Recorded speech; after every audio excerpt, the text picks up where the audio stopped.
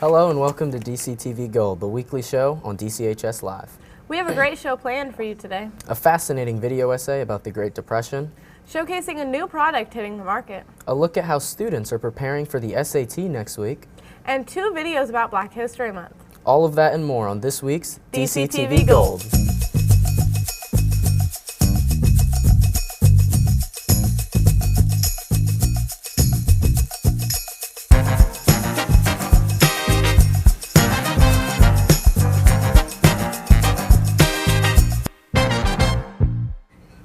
I'm your host, Zakai. And I'm your co-host, Hailey. Hey, Hailey, what do you know about the Great Depression? I don't know much, but I'm excited to learn something. Interesting. Let's go to Havana Thompson with more. As most of you may know, the Great Depression had an extreme impact on both the people of the U.S. and the state as a whole. We talked to Miss Mann, new tech history teacher who read the book Hoosiers and the American Story, and she provided some interesting facts on Indiana history during the Great Depression. Johnson County and other counties are in Indiana, and we had 100 canneries in Johnson County to can food. When the Great Depression hit, that really slowed down the growth. You know, people couldn't purchase as much, and so that industry, agriculture and manufacturing, slowed down, and many people across Indiana lost their jobs. People started to really work together. So because we had places like Johnson County that can food, like I might trade something with a neighbor. They talked about figuring out how to patch different pieces of clothing together so that, you know, if I have a hole in here, I might take it from somewhere else. We have Hoosier hospitality. I think that Indiana is really a state where people do tend to help their neighbors. And that's what happened during the Great Depression. People that grew up in the Great Depression, like my grandparents, really held on to their money. Like they saved, save your money for a rainy day. So this consumerism waves back and forth. And I think that still impacts us today as well, because we sometimes go through periods of overconsumption and then we go back a little bit. We go more to minimalism and then we go back. So it's like this thing that waves back and forth, and I think the Great Depression had an impact on our ideology about money and savings and those sorts of things too. Leading up to World War II, the reasons we kind of analyze is, the ideology, particularly in Europe, the rise of fascist rulers, people like Mussolini and Stalin and Hitler, and that, the promise of them to their people for more land. There was just a lot of resentment. When France and the United States and Great Britain got together with the Treaty of Versailles, Germany was really left out, and they were told what was going to happen to them, pay war reparations, decrease their military, and Germany was not happy about that. So I think there was a lot of held over just animosity toward the countries who decided the fate of Germany. And so when Hitler got to power, he basically didn't listen or meet the demands of the Treaty of Versailles. So I think all of those things are things that led us up to getting into World War II. And of course, the United States got involved directly after the bombing of Pearl Harbor. The Great Depression played a highly significant role in the history of this state, and it still affects people living now because of the impact it had on their older relatives. Based on the events that happened leading up to the Great Slum, it is believed that we have learned from our mistakes, and it is not likely for us to repeat our previous past. That was a very informative package. I agree. I'm proud of everyone who worked on that. And now a word from our sponsors. You think finna win March Madness? Man, I got Alabama. For real. Who you got? I got Purdue. Sticking out? Yeah, we got Brady Smith. He's the point guard. I'm telling you, he cold with it. He's been there for like 10 years. But Brad Ball's better though. Alabama's going to win it all. All right, who you know in Alabama? Brad Ball, Aiden Holloway. If I make that shot, you got to go see the Final Four at Lucas Oil Stadium on April 4th, Indianapolis, Indiana. Dang, I missed. Well, if I make it, you have to list off all the places I can see March Madness. All right, fine. I guess I'll tell you more about it. Dayton, Ohio, Buffalo, New York, Greenville, South Carolina, Oklahoma City, Portland, Oregon, Tampa, Florida, Philadelphia, Pennsylvania, San Diego, California, St. Louis, Missouri, Houston, Texas, San Jose, California, Chicago, Washington, D.C., and right here in Indianapolis, Indiana. I'm so excited to watch March Madness this year. This week, we worked with Miss Sheets, one of our history teachers here at DCHS, about why Black History Month should be taught all year round. Hi, I'm Zakai with the DCHS broadcasting team, and today I'm going to be your host, walking you through Black History Month, what it means, and why it's important. We're even going to be showing you what some of our history teachers here at DCHS have to say about it. Let's get into it. I think one major misconception that students and adults too also have is the fact that Black History Month isn't celebrated just once a year. It is celebrated all year. Throughout my curriculum, I always push for civil rights, civil liberties, minority groups, and women's rights, and hopefully it makes an impact.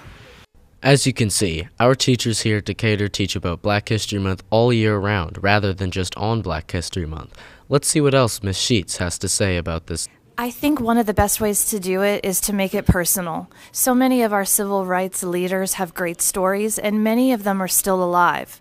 Also, we have lots of photography, newsreels, and other pieces from marches and protests, rallies, and speeches that we can connect to the way that we see it in our society today.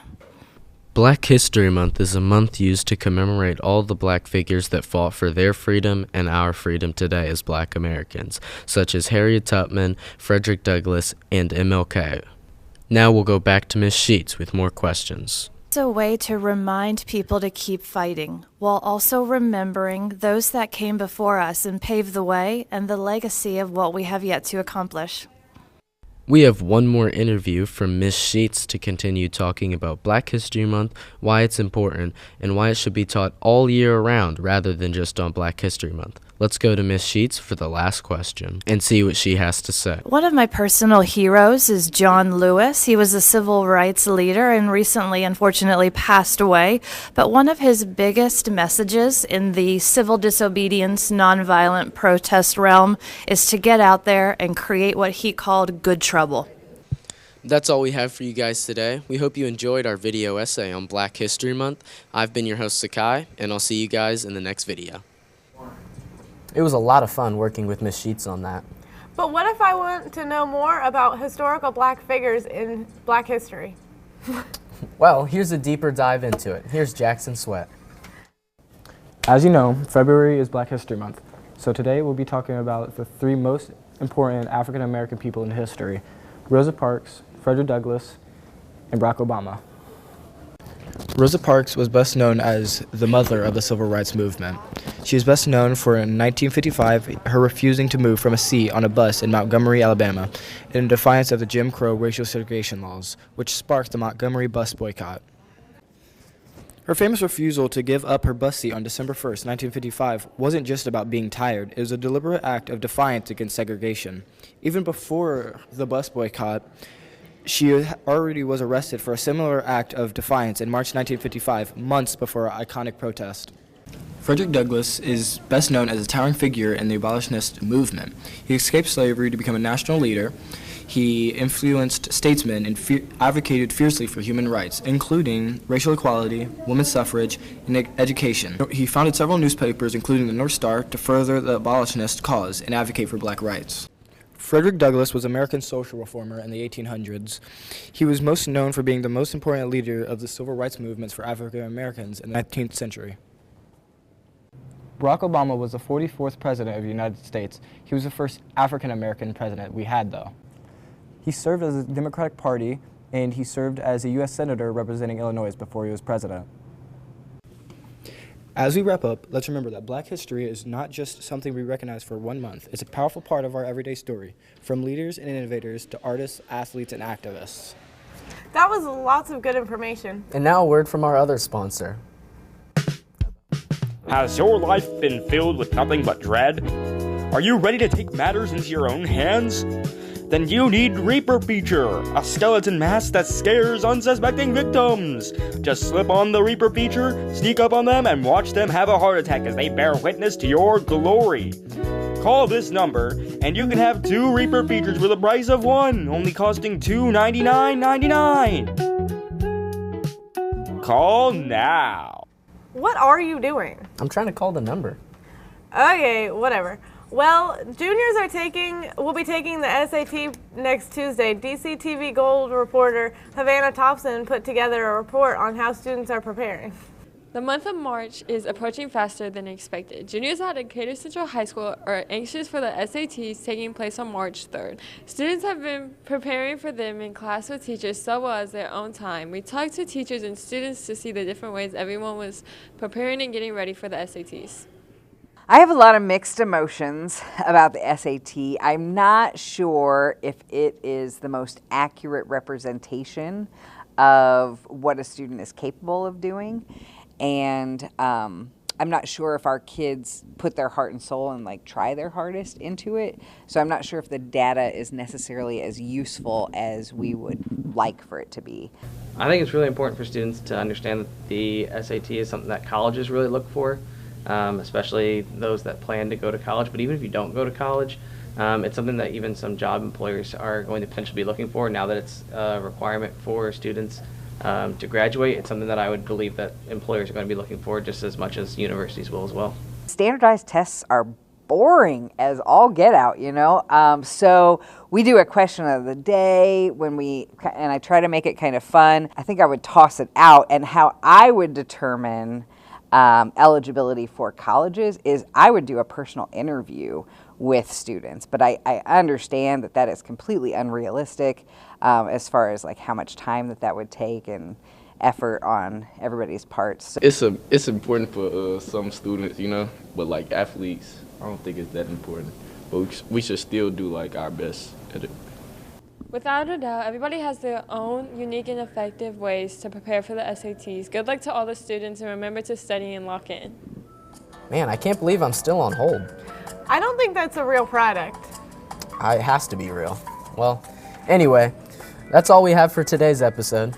Make sure you tune in to DC Daily announcements at 10:45. We'll see you guys next time.